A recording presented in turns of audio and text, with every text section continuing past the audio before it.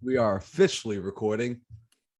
What's going on? Welcome to the podcast Into the Mind, where I break down and analyze the characteristics, strategies, and stories of successful entrepreneurs, investors, and high achievers to learn from their mistakes and replicate their formulas for success.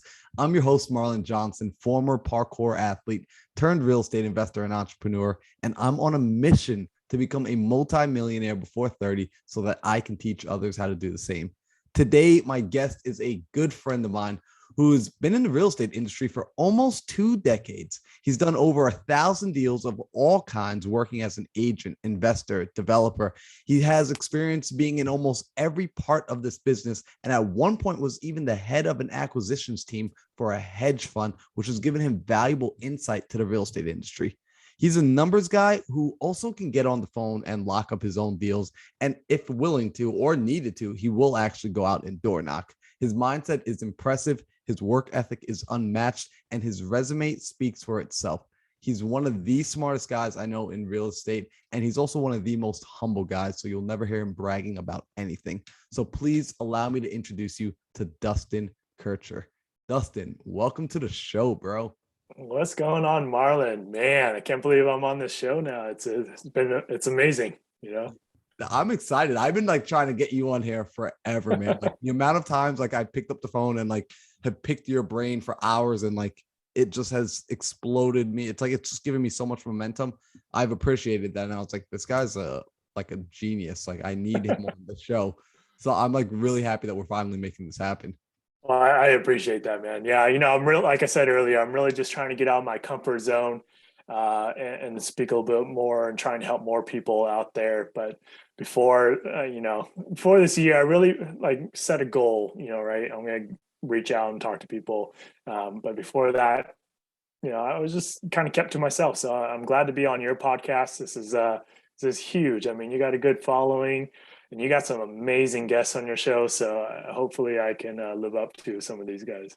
Oh my gosh. I know, I already know you do. I know you. So I'm excited to have you here. I always like to put valuable people in front of my audience.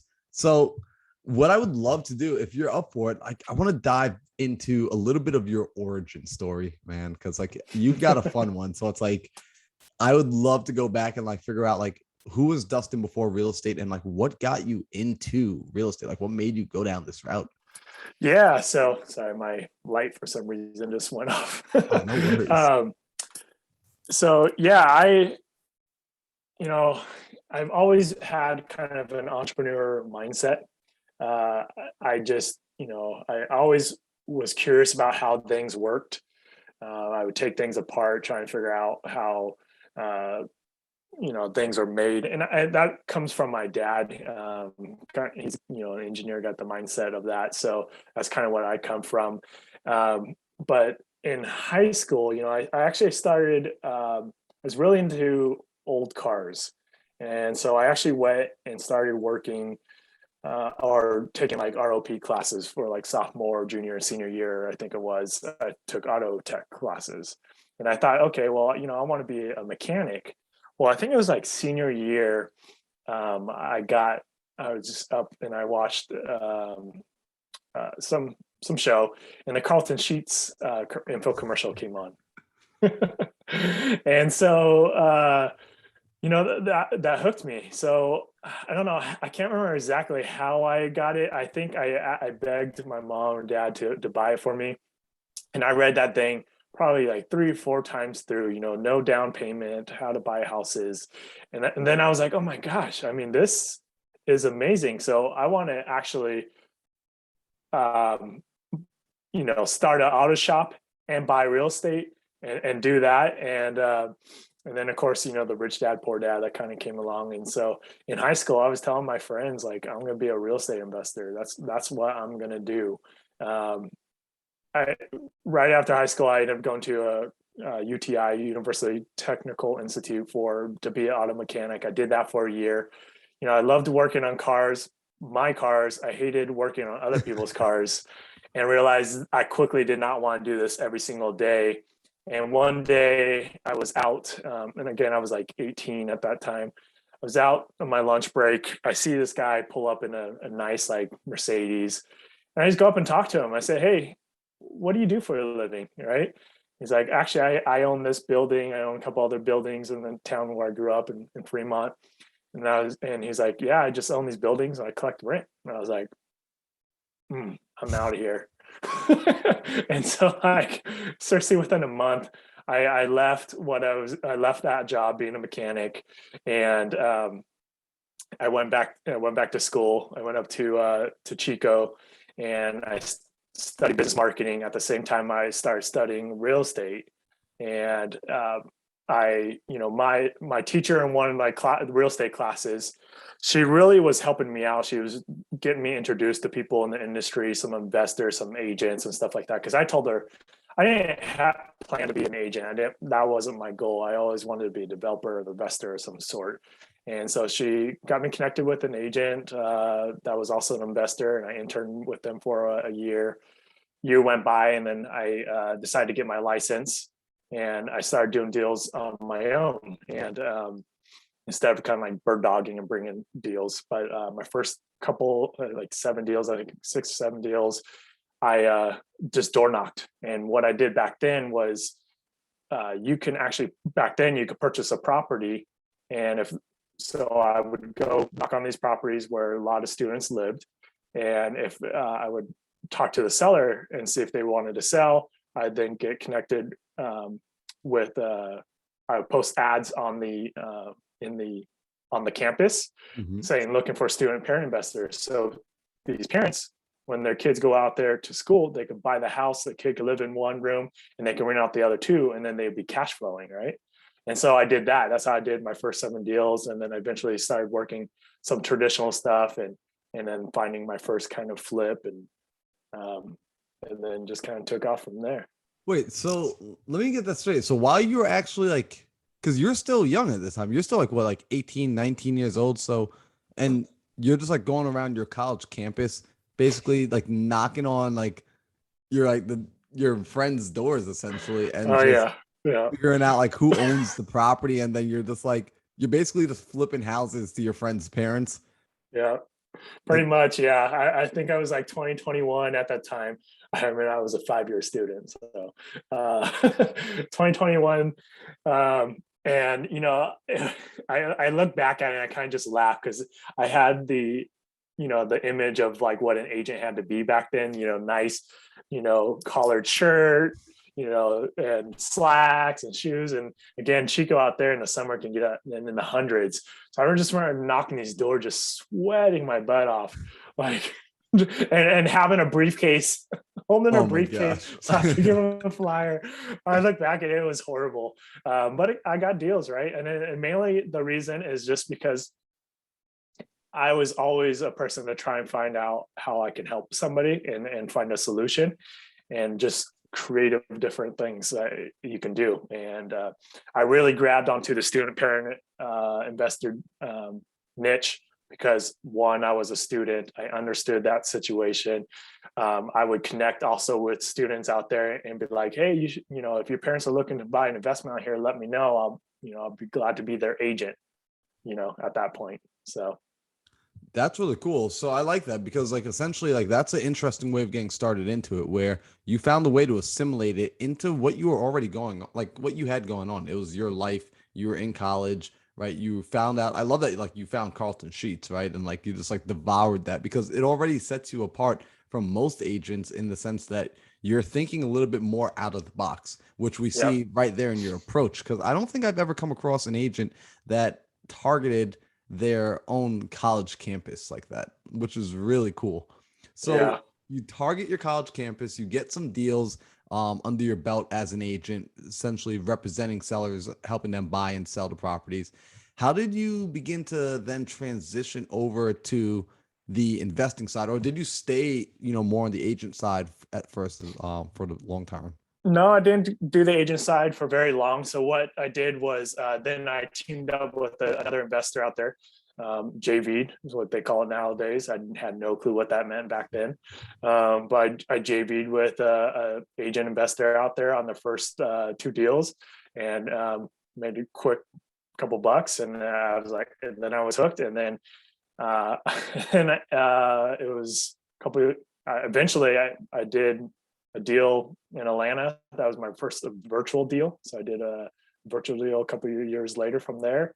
And yeah, and then I moved down to Southern California where I'm at now because I live in San Diego, and just started flipping properties here, and teamed up with a buddy, and yeah. So check this out. Wait, so what year was it when you went virtual and you did that first flip in Atlanta? You said That was 2008 is when I did that first deal. I think it was 2008. I'm like just curious for myself to know, because I mean, like I came up in this industry with like all the tools, all the prop stream, all the like just all the bells and whistles. Like, what was it like trying to flip a house virtually back in 2008? I mean, I was scared as hell, really, to tell you the truth. I still didn't quite understand what I was doing. I was relying on a buddy that had what that was out there, right? And he had the construction knowledge. And so, I helped kind of just look at the deal, but it was it was kind of hands off for the most part on it. And then I realized after that, like, that might be a little risky. I'm going to bring this back to where I live. So it wasn't until really like 5 years ago when then I went virtual again to another market. Nice. Yeah. Yeah. No, I mean, I flip virtually right now, and like I know it's scary. Like I feel sometimes like out of control in the sense of like I can't go and physically touch it and like manipulate it and make things happen. Luckily, I have a good partner that I appreciate immensely who does go out and do that stuff if need be. So you brought the operation back to San Diego, which, I mean, right now, San Diego is a pretty expensive market. Was it also expensive back then, or was it like day and night different? Yeah, I mean, it's way more expensive now. So I, it was better. It was easier to find deals back then for sure. And it wasn't as expensive, but I started doing the lipstick on the pig, right? The just basic lipstick kind of flips. And then I started getting into stuff like adding bedrooms, bathrooms, adding square footage. So the competition's always been tough here, right? But where I didn't do any marketing here. I got all my business from agents, contractors I work with, CPA I work with, just other people I've connected with in this industry that brought me deals because they know what I did. A big stand of that was the reason why I moved to San Diego, I was actually moved down here because I was the director of acquisitions for a large private hedge fund. And so I hired all the agents. That was 30, 40 plus agents or something like that, and admin staff and project managers and all that. So I made a lot of connections from that because their headquarters was here in San Diego. And then by the time they slowed down and I left, I mean, they have their main business is hospitality, but by the time I left, I had all those connections, and I was doing some deals here and there in between that. But after that was like, okay, I'm going for it, and this is what I'm going to do. Okay, so we need to dive into that for a second, because like on this show, actually, I don't think we've ever had anyone that's actually been inside of a hedge fund, right? Like I think we've had people that we've worked with hedge funds, we've sold to hedge funds, we know what a hedge fund is. Some of us have no clue what a hedge fund is. So really quick, actually, can you just, for someone that doesn't know, can you give like a very brief, what is a hedge fund? So a hedge fund is really just a big institutional buyer. And so they get institutional funding from large banks or whatnot, or investors, and then they go around, deploy that capital to buy real estate in all kinds of different niches, right? So the division I helped open up was we called it the REO division, and that was buying single family, small multifamily kind of deals. So we mainly focused on buying at trustee sale throughout California, and then we bought big bulk tapes directly from the bank all over the country. So in the 4 years that I was working with them as director of acquisitions, we bought 5,000 plus properties. Wow. Yeah. Holy. It was a learning experience, very busy. I mean, it's kind of like if you've seen that movie Boiler Room, or I think maybe that's the name of the movie, but it was like the Boiler Room during auction time. Oh man, it was crazy. Like penny over penny, no, 100, another 100. And we're quickly looking at properties, waiting for our runners to go tell us feedback about the property with pictures and stuff like that. it was crazy. I, 6 monitors on my desk, just looking at all kinds of different things. It was fun, crazy, and tons of experience because I experienced pretty much any kind of title issues you could have. Um, but I probably would not do it again. Man, I mean, it sounds like that's crazy. Over 5,000 properties. And like what I like is, what you said, like besides getting the experience, I just realized one of the more valuable things that you got out of that, which is what you alluded to earlier, was the relationships, right? Mhm. Because running an operation that large is going to constantly be putting you and your organization in constant contact with title companies, with attorneys, with agents, and Yep. you actually recognizing that it wasn't, I mean, I'm curious, like when you were doing that, did you recognize that you weren't just doing something transactional? That were you actually cultivating those relationships, or did they just begin to almost like organically form, and then in hindsight you realized like, oh my gosh, like I have these amazing relationships? It kind of just organically did because I wasn't thinking, all right, this is the time to branch off, or I can work with these people after I decide to leave, because I never wanted to be there long term. I was kind of like, as I came on as a consultant originally, so I wasn't planning on just doing that. It was just I was so busy, I paid the bills and stuff, but it wasn't what I knew I was going to be doing long term. I was always going to get back into the investing side myself, and we were doing some stuff, here on the side. But no, yeah, it kind of all came organically. I didn't, pursue it until really I like the last year. I was like, okay, this is a good person to have a contact when I decide to leave, and yeah. That's cool. And so let me ask, like, around what age were you when you were doing this? Um, Making you go through like the memory banks. so this was too early, late 2008, early 2009 to 2012 or something like that, I think. I had to be, I was 38. I'm 38 now. So I had to be 24, 25, 26, something like that. Nice. I can't And remember. you know Yeah, what? horrible at that math side. Well, the reason I ask is because, right, like you were in a place where you found out about real estate, right? You were in college and high school. You say, I'm going to be a real estate investor. You become more of an agent at first. You do invest, you go out of state virtual in Atlanta. And then at some point, you bring your attention and focus back home where you're working for this hedge fund. You originally came on as a consultant, but then you just moved through the ranks. They realized there was value there, which we're going to also get into, like what that value was that they saw in you, but they saw value in you. So you actually came in and worked within their organization. So, being an investor, you could look at it as like, hey, I'm going to go do my own thing. But here we see you were plugged into another system for a little while, growing. And I know sometimes like there's a fight to kind of go out and be totally on your own, or to be a part of something where there's a potentiality to grow and have benefit. So I'm curious to know your opinion on, now that you've been through both sides, looking back, would you have done things the same? Would you have tweaked it slightly, or would you have not even gone into what you went through? You know, it was a great experience. I learned so much from it. It was invaluable, and I think it's what helped me get to where I'm at now, right? And where I'm gonna go and be. But so no, I wouldn't change anything because at that time it was what was right for me. The thing which was kind of amazing to me is I've always been reserved. I used to be really shy. Um, I didn't want to talk to people. I kind of call myself I'm a functioning introvert, right? I love my alone time. You've heard Pace and you hear other people, we got property out in Nevada, and I go to their cabin there, and I just love spending a week with no internet, no cell phone, and just unplug. And I'm at one of my happiest moments and when I'm out there, right?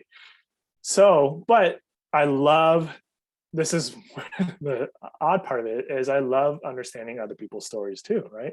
And like I love, that's why I love your podcast, it's a little bit different. You go deep into why people do things and why a certain way and what got them to that point. So no, I wouldn't change anything. But so what got me to this job was, like I said, kind of backtracking. Sorry, my mind just goes so many different ways. Is I was super nervous, super shy. I connected with this agent in Huntington Beach. I did some internet stuff, worked for them. They paid for it's called self-hypnosis program. And so this guy had worked with, top Fortune 500 CEOs and stuff like that. And I got to do a full course with him. It was a 6-month thing or something like that. Maybe it was 3 months. And I went through this whole self-hypnosis training to really, I was always afraid to talk to people at a higher level, and that I thought they were than me. And so I would never speak up. I never shared my opinion. I was just very shy. And that was the one thing I wanted to get through and I wanted to work through. So I went through this self-hypnosis and I came out pretty confident. And just one day, one of the partners for this hedge fund, or not partner, but manager at that time, I said, hey, I want to do more within this company. And I spoke up and I said, this is what I want to do. This is what I can do, blah, blah, blah. And sure enough, within, a month or so, I was going up in position, got to the point where I was. And I after that, I'm a true believer in meditation, self-hypnosis, just reflecting on who you are and what you want to be. And your mind is more powerful than anything out there. So if you say you're going to do it and you constantly think you can do it, you're going to do it. And that's just kind of how I now look at everything in life. Man, I love that, because ultimately, right, like from what I heard, right, when you look back at this, you see how it wasn't necessarily like the hedge fund. Like the hedge fund provided the opportunity, right? Like the opportunity was there in front of you, and then it required not necessarily a specific how, right? Like it wasn't like, hey, do step 1, step 2, step 3. It required a specific who, which was you, and it required you becoming a different version of yourself. So your environment didn't change, but the who that showed up the next day changed. So then it was able to interact with the environment in a totally different way, which starts to birth essentially the version of yourself that you are now and that you're currently continuing to become. Which, man, I love that. Like I had no idea about the self. I don't think we talked about that like the last time. Like No. that's really cool, man. So that's awesome that essentially you're able to look back now and see, you know what, you would go through it again, and that it provided you the space. Because this is a conversation I have relatively often where people will reach out when I talk with them, and they'll ask, hey, should I quit my job? Like, I feel like I can't do this. I want to go pursue this full time. And I just kind of asked them really like, well, what are you doing right now? Like, who are you currently? Because when you're given more time to yourself, I find that if you're not already someone who's responsible and disciplined, you're going to end up wasting more time. Yeah. I know, because I personally have experienced that in my own life. I've wasted a lot of time when I look back and reflect. And if you're able to work with the constraints you have and figure out how to extract the most out of it, ultimately that's going to be the person that's required in order to take things to the next level. So looking at your current situation and figuring out, how can I maximize what I'm already experiencing currently? Yep. Exactly. 100%. I agree. I mean, the stuff working with the hedge fund, it got me really good at building systems and processes, because we had to do that in a very fast pace, right? So I was, getting people involved to build out Salesforce, our CRM, getting processes to buy property, look at property, evaluate them, all kinds of different systems and processes, and dealing with all kinds of different personalities. So I wasn't that before. Like I had to quickly put my mindset, like I am good at this, I can do it. And if I put my mind to it, I'm going to do it. And so that helped me take that experience and knowledge into what I do now with, the investing out of state and a new business I've recently kind of started. So. Yeah. So let's talk about that, right? Because I can imagine that being in the seat where you're running the hedge fund, you're running this team, you're slapping this team together, and you're pretty much like just shooting at the hip. There's going to be times where you're making pretty important decisions. And I'm going to imagine that you basically don't necessarily have all the facts that if you had more time to think about it, you probably would take more time to think. But because you're moving so quickly, you're having to make decisions faster. Did that, I guess what I want to know is, in the beginning, right, that was probably uncomfortable. And then did you start to get more comfortable with that feeling? Did that feeling change? Did it transform into something else? I'm just curious before we jump into what you got going on currently. Yeah. So, yes, it was uncomfortable in the beginning, right? Because now you're the person making the decisions. I'm not going to anybody else. There's the partner, but there's nobody else. So I got to make decisions, and I have to live with the decision that I made. So, right.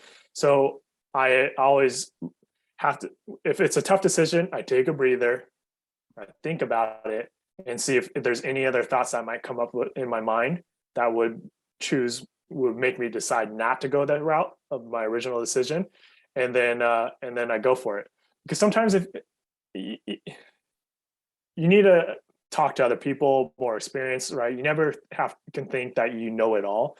And that's one of the things I think that's always helped me in my life is I never assume that I know it all. And I will never, ever know it all. And I'm constantly learning. So I don't mind saying, hey, I don't have an ego. So if I say, I don't mind going up to, hey, Marlon, I don't know how to do this, man. Yeah, I'm 17 years in the business, but I don't know how to do this. Can you help me out? Or can you lead me to somebody that can help me out? Right. Just putting yourself out there. Who cares if you look like an idiot? Everybody's trying to figure it out in this life. Just, move forward and learn. And that's the only, so I hope that answered the question. That answered the question actually way better than I could have anticipated, because I say a daily affirmation. I have a group every morning that we meet up to work on our mindset. And we have one of our affirmations is I am healthy, wealthy, and wise. And one day I said, I'm curious, just out of curiosity, when we're saying this, what does that mean to everybody? Like, what does healthy mean? What does wealthy mean? What does wise mean? And when we got to wisdom, it was interesting as we broke it down. Wisdom, a lot of folks think, all right, wisdom, you know everything, you know a lot. And the way we actually described wisdom was actually knowing that you don't know everything. Wisdom was actually knowing how to ask questions. Wisdom was, hey, I understand that I don't know enough, so I need to constantly be learning. I need to be in the state of being a student all the time. So Yep. I like that you just said that, because by our definition, the definition that we use, that's wise. That's wisdom right there, is recognizing I don't know it all and I'm going to go seek the answer. Yep. So I love that you apply that. So now you've stepped away from the hedge fund. You still hold your license though, right? You're still technically an agent, right? Yeah, I still have my license. I'm actually now a broker. Oh, I don't really do much with it, but mainly just family and friends. 5 to 7 deals, maybe a year from that selling property. awesome. But So yeah, I mean, it's a good deal selling property in San Diego. I mean, yeah, like that's a nice commission just to kind of sit back and house a couple license in your Yeah, house. So you're a broker and you're still in San Diego. You're operating virtually as well. yeah, So what's that look like for you? yeah. So 5 years ago, I stepped out from the San Diego market because, I mean, it's hindsight. Looking back at it, we should have seen a dip in the market. All numbers were pointing towards that, and then of course the Fed says they're not raising rates, and then there's super low inventory and all this other stuff. But I started getting nervous with the margins that I was seeing now on my flips, and so I'm like, I'm going to take this out of state. I need to buy rentals. I can still flip out there. I ran the numbers quite a bit. And that was one of the things I did when I worked over the hedge fund, is just study these new markets that we were in. And so, Oklahoma City is where I went into, and I studied that market. There was two others I was looking to go into, like Tampa and Toledo, Ohio, I think it was. And I started looking at the numbers. I said, look, I can buy a flip here. And if I can't flip it, I can keep it as a rental. and there's great rental numbers here. So I, decided to go virtual. And again, because I didn't know it all, I'm reaching out to people like, hey, how do you do this? And then I got referred to a buddy now of mine. And he, Gavin Timms, he actually used to live out in Phoenix, or he just now bought a house in Scottsdale. He moved out for a while, but now he just bought again in Scottsdale. They helped me learn the virtual side of the business, because again, I was just doing all referral business here. And the funny thing actually is, one of the last flips I did in San Diego, I would buy, and I looked at the HUD, and it said, whoever the person that brought me the property said that $40,000 to this person. I'm like, what the heck is this? They're making $40,000. That's what I'm going to make on this flip. This is crazy. So I reached out to him, and that's how I found out about wholesaling. And so I was like, okay, that's another tool I can use it out there. Now I need to learn about the wholesaling.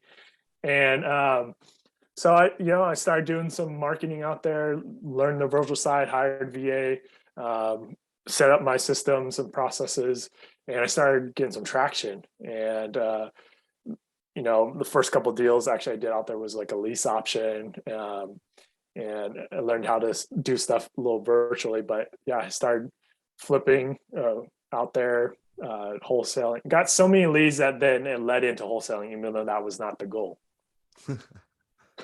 Nice. So I like it. I mean, that's a good problem to have, though, right? When you're talking to, because essentially once you turn on a marketing machine, and like I realized this in my own business, where it's like when business was doing good, that's when there was the most amount of marketing happening in some area, whether it was through social media, whether it was direct to seller, right? Because it just provided more opportunities. And then the more tools I had in my tool bag to convert those opportunities, you can see more deals, you can see more things that can be done. So I like that you went out there for one purpose, and then you learn about this thing wholesaling through looking at your HUD statement, which, geez, like it could be such like a painful thing to sometimes look at your HUD statements when you're buying from wholesalers. I just like did that the other day when I was like just kind of organizing some paperwork, and I'm looking at it, I'm like, wait, we paid her $20,000? I was just like, and I'm happy to have people make money, but I was just like, bro, we could have negotiated this deal down. Like, this is a little deal in the middle of nowhere. We could have paid less for this. But you know what? It still worked. The number still worked for us. Yeah. So you go into the virtual market, you start wholesaling, and what was your experience with wholesaling? Like, did you like it? Did you hate it? Are you like indifferent? Yeah, so kind of step back a little bit. So right when I got to the market, it was just myself, and I started getting some traction. And so my kind of check and balance out there when I was going to go buy a property to flip was, I had an agent, and I hired just a runner. And so I, have them look at the property, the agent not knowing who the runner was, and then have the runner. And so they would coordinate back and forth and tell me, yeah, this is what they thought of the house, because I wanted two opinions, right? And but then I started getting some traction, and I reached out to buddy Gavin. I said, hey, look, I think I'm actually going to go full time doing this out in Oklahoma. And if I hire a project manager, I was working out the numbers. By the time I hire a project manager, I'm probably going to give up 40 to 50% of profit, anyways. So, do you know anybody that's in this market that is looking to expand? And he introduced me to my partner. And so then we did the whole dating phase for a while, and then did some testing on marketing, and did a flip. And within that first year, we got so many leads. So then we started wholesaling, and we started quickly doing like 35 deals a month. And it was not intended, but I built, like I said, I build out the processes and systems easy. And at that time, me and him are both on the phone, and he already had experience in real estate. He owned some rentals, had done flips, worked for a developer. And so both me and him are on the phone closing up deals, and we're like, holy cow, this is crazy. And, at the time, then, 6 VAs later, and then we hire a leads manager and an acquisition manager. And then we got to a point where like, what are we doing? This is not what we wanted to do. So, and then, it's to fast forward to today, it's, kind of doing our own thing. We're still doing some stuff out there, but I opened up another business really just to focus on doing these creative deals because again, it brought back my passion, and flipping and creative deals is my passion. The wholesaling, there's great value in it, right? And it provides a lot of value. You can make good money. You can find better deals sometimes, but my heart wasn't in it and never really was. So, and same thing with my partner. So we had this discussion over the last year and decided to kind of stop on that wholesaling.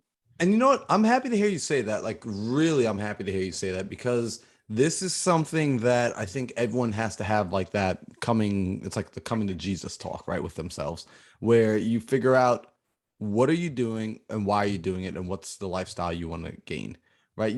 I do believe in necessary evils sometimes where it's like, hey, sometimes you do what you have to do in order so that you can do what you want to do. However, making it a point to check back in and reanalyze because it is easy to get caught up in the loop.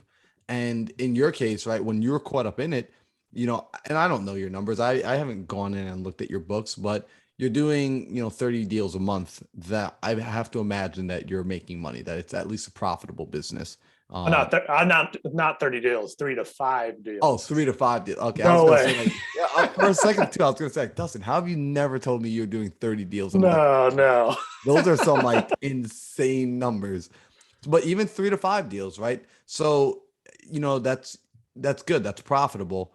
Unless you're just running some crazy marketing overhead that is just like, this is a Well, that little. was the thing is like, in San Diego, it's very expensive to live, right? So Mhm. 35 deals sounds sexy, right? But with our overhead and not controlling the cost too much on that, we're spending on marketing and doing 3 deals, great. That pays the bills for the company, puts some money in or pays my bills, but I'm not putting money aside. So we had to do 5 deals. And this is where the struggle came about, right?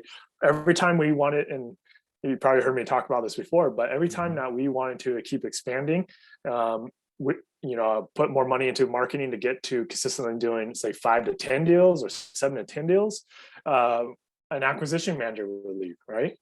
And so then we have to go back in. I have to jump back in onto the acquisition side, or my partner needs to jump back in, and we can't put more money into marketing because then it's just going to waste. We're already exploding at that point with leads. And so that was the constant struggle with us. And that was kind of one of the reasons why are we doing it this way? It's true though. It's a lifestyle choice. I know I've had Ricky Morgan on this show, and he and I talked about that as well, where they're doing well for themselves. Him and his partner Steve, they're doing well. At the end of the year, they're usually taking home about 400 between the two of them. They're netting about 400 apiece, which is fantastic. And he said, we could push it to the point where the business is netting a little over 1 million, but that little extra to push and to make more money, said the amount of stress that would come back into our life, it would actually disrupt the lifestyle. And we got into this business to create a specific lifestyle, not just necessarily to chase and make as much money. Because if the money is now taking away from the lifestyle, is it worth it anymore? And having that honest conversation and that honest reflection, because the rest of the world is going to start congratulating you and telling you how amazing and how awesome it is. But if it doesn't feel awesome, why are we still doing it?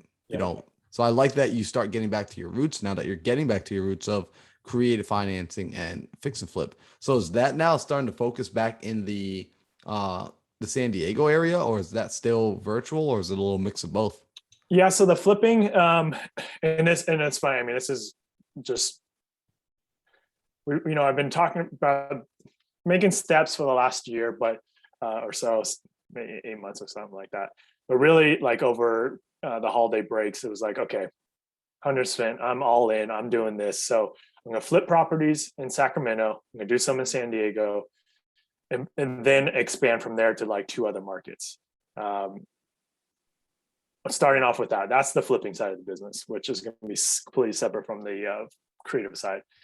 Then on the last couple months, 4 months, I've started a business called REI Deal Closers. So reidealclosers.com.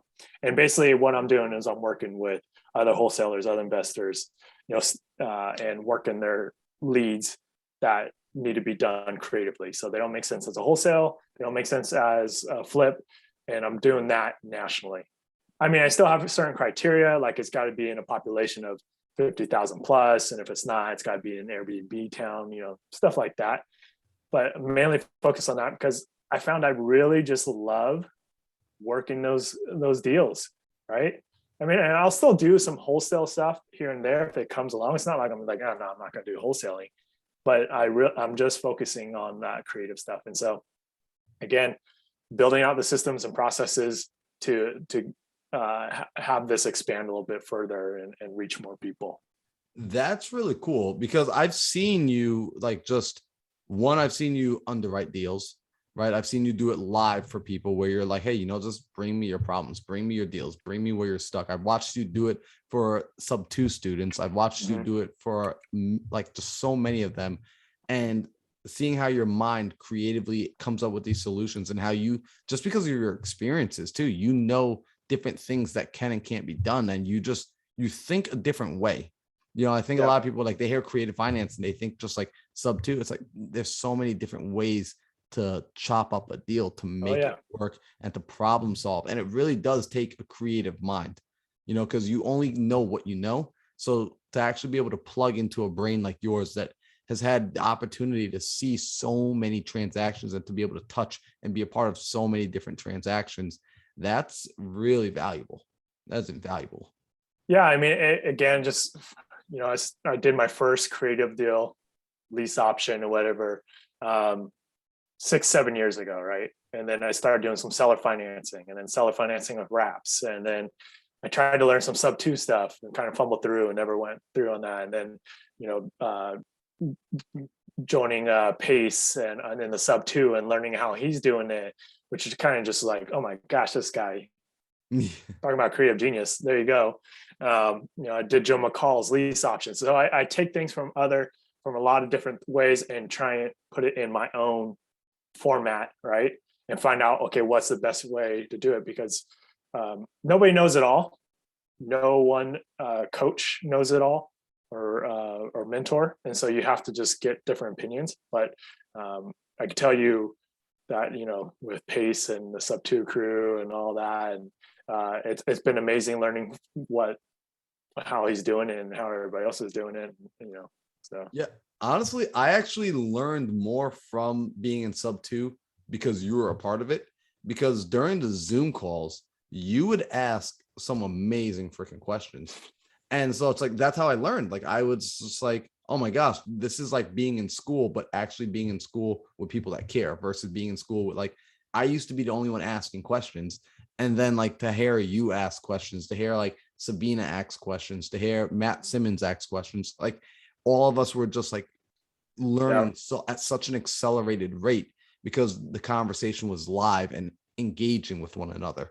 So yeah, I definitely recommend for people to plug in with you if they need help. That's cool. We didn't talk about this last time. I didn't know that you had turned it into an official business. So that's really cool.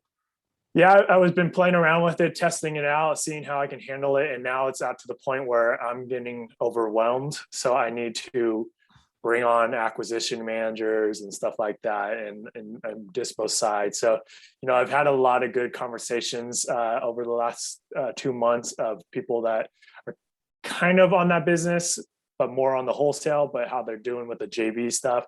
And now I just need to figure out how to format that into creative deals, because that's going to be our main focus. I'm good at pitching anything creative in terms. I understand how to underwrite them. And so now I need to get people on the same page to be able to help more people out there. Because there's a lot of people that need the help with, and there's a lot of money to be made for people that think they have just these leads that are not going anywhere, right? Yeah, absolutely. You're spot on. I'm working a creative deal right now that was brought to me as I was waking up from a nap yesterday. It's and the woman, her biggest challenge is she wants to avoid capital gains, and the wholesaler was kind of lost when she said that. I was like, what are capital gains? Because that's just not the way they're just not taught to think about any of the other things. They don't think about the holistic view of the seller. Yeah. So I like that, man. So essentially that's kind of what it sounds like is down the rabbit hole for 2022. for you to expand this business. Do you have anything else on the map for yourself for 2022, or is the focus for now going to be to really expand just the fix and flip business for now, and then also the you know, working with everybody, being able to be the creative guy for individuals? Mainly those two things. I also am part of a startup, another company that's had its ups and downs for the last couple of years, with fortunately passing of our CEO, who's one of my partners. And but now we're back on it. We're going to push that. I can't really talk about that deal because we've got some NDAs and all that to go through, but that will be the other thing that I'll be working on. So that, and then I mean, just the flipping, and then really expanding this creative stuff. So yeah, I love it. It's going to be a busy year for you then. Well, I do want to be respectful of your time. So check this out, right? I always have, let me actually pull this up. It's funny. I had like a handful of questions that I wanted to ask you, man, but we got into the conversation, and you're like I said, you're one of my favorite brains to pick. I appreciate that. I mean that, man. It's awesome. So these are two of the questions I like to ask all of my guests at the end of our shows. And these two, like, I like them because one, it lets us really start to dive into your mind a little bit. And I'm always curious as to people's answers. So I like reading a lot. You know, I believe leaders are readers, and, you know, note takers are money makers. I truly believe these things. You know, like when I listen to audio, I'm sitting there, I always have a pen in hand, and I always have a book very close by me. For yourself, I know you mentioned Rich Dad Poor Dad earlier, so we can't use that book again. But can you name at least two other books that have been paradigm shifts for you? It could have been earlier on, or it could even be closer to now, like just books that you read, and it doesn't even have to be business related, but they caused a mental shift and your mind never quite went back to being the same. Yeah, man. So I'm a book reader too. And the funny thing is, I was not a book reader in high school because it didn't interest me, the stuff I was reading then, right? Unless it was history. I do like some history. So one of the things I think kind of early on was Robert Allen. It was No Money Down for the 90s, even though this was in early 2000. But his other one, I think it was called 1 Minute Millionaire. Yep. That really kind of had an impact on me. The other one I would say that was right there was The Traveler's Gift. I don't think a lot of people have read that book, but it's super cool because it also deals with like history, and it's all about this one decision that somebody made that changed the path of history. That's a cool one. I never heard of The Traveler's Gift. Yeah, that was recommended to me by a friend long time ago, whenever. But that was one of the books that was just like, what I do today, what decision I make today is going to affect what happens tomorrow, a month from now, a year from now, 10 years from now, whatever it is.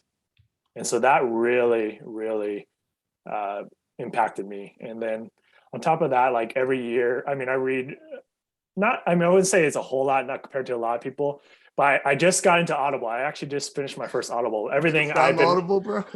I love like looking at the words and seeing the words. But I usually would read like 12 books a year. That was kind of my thing.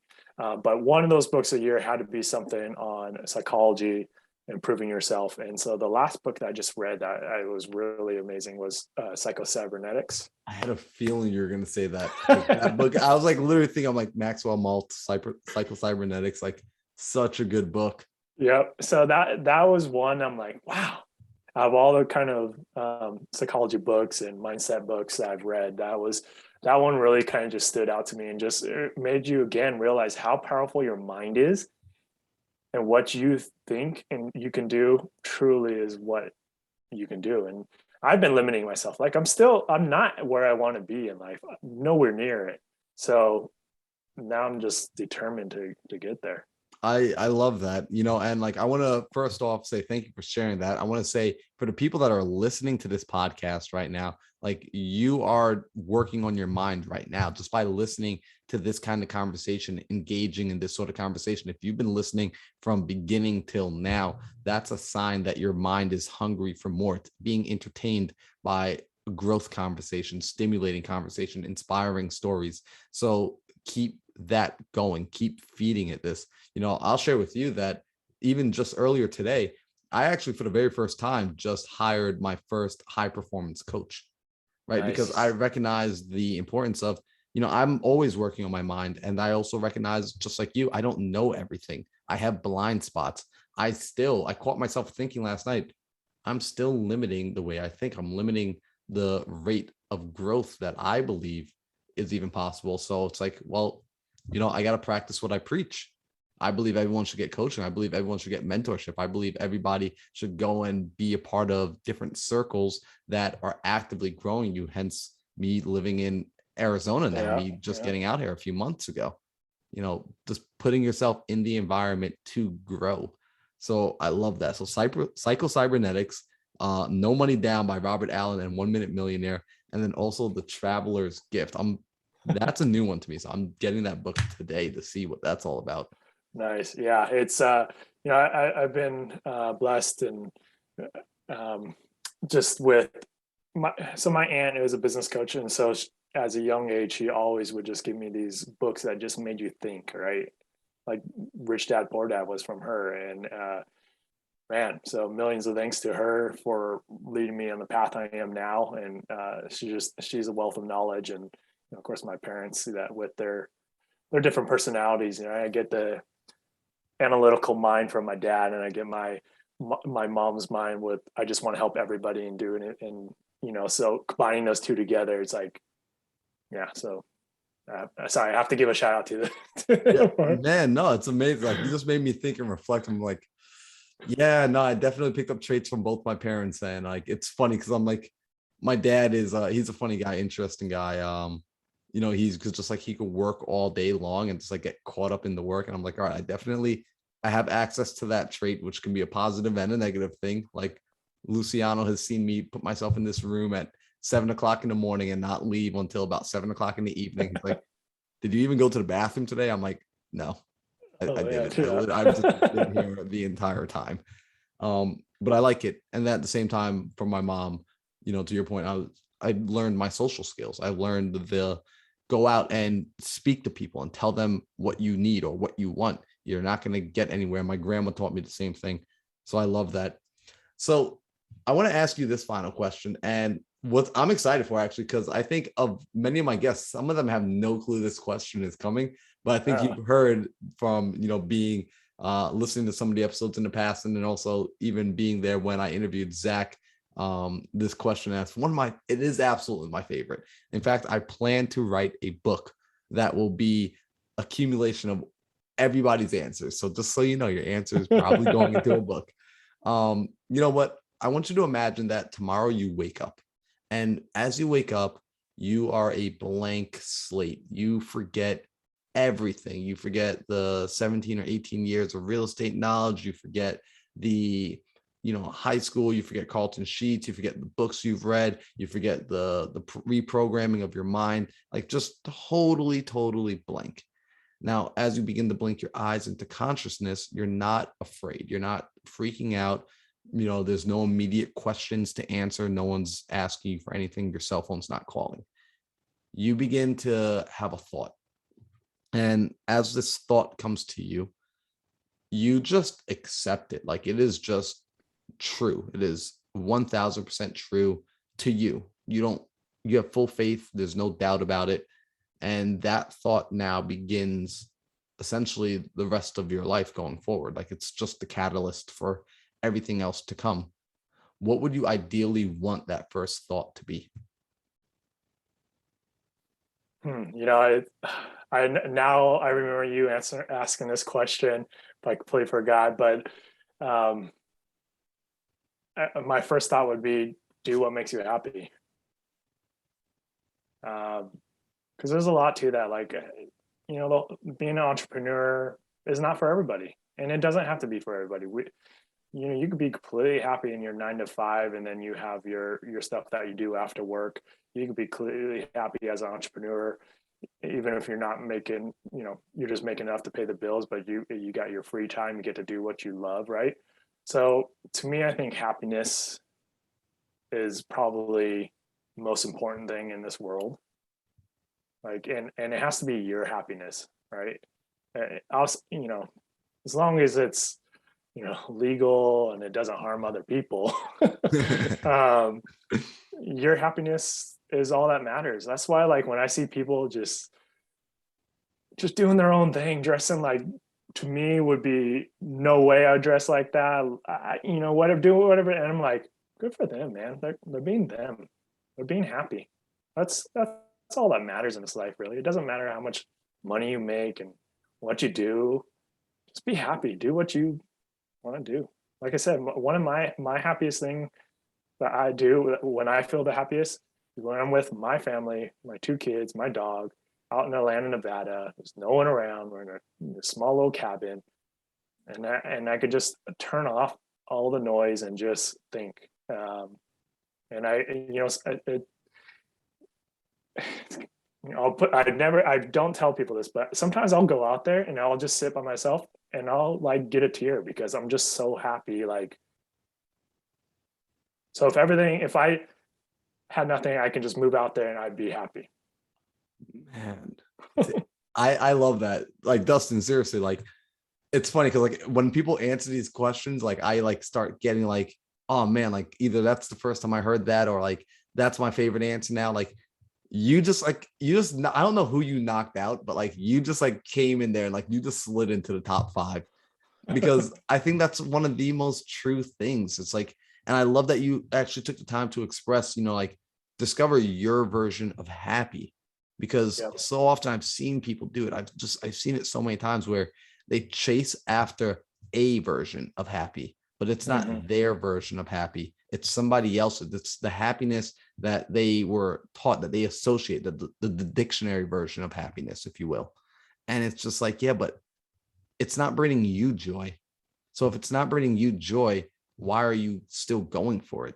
Yep. Exactly. So I like that a lot, man. I appreciate that. Yeah, I'm not tied to real estate. Like if it comes to a point where I'm just not happy and I'm not enjoying it, I'm gonna just do something else. I mean, but at my moment in the 17 years I've been in it, I've enjoyed it. So it I makes love me happy. that.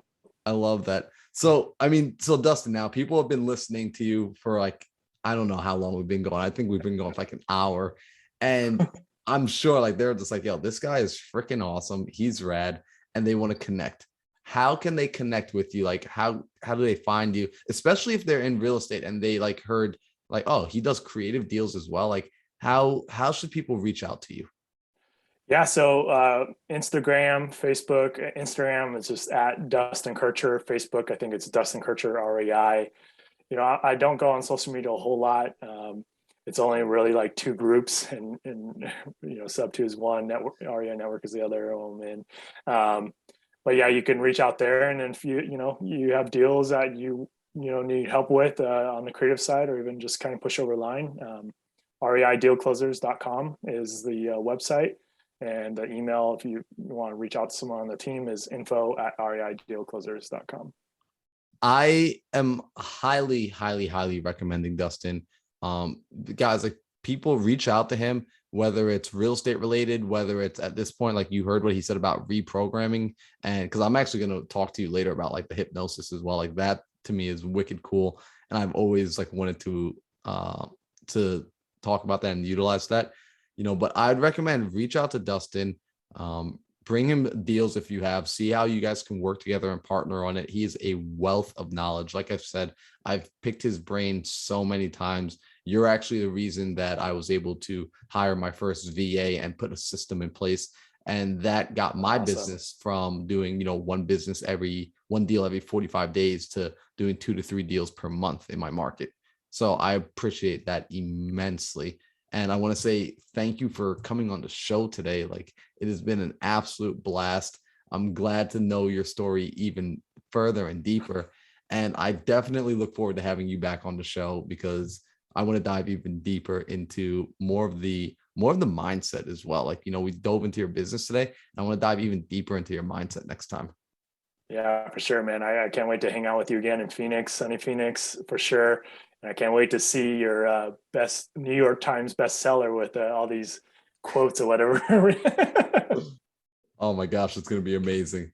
Yeah. right. So everyone, make sure you go connect with Dustin on IG. Make sure if you like this episode, you give it a share. And I will see you all for the next episode of Into the Mind.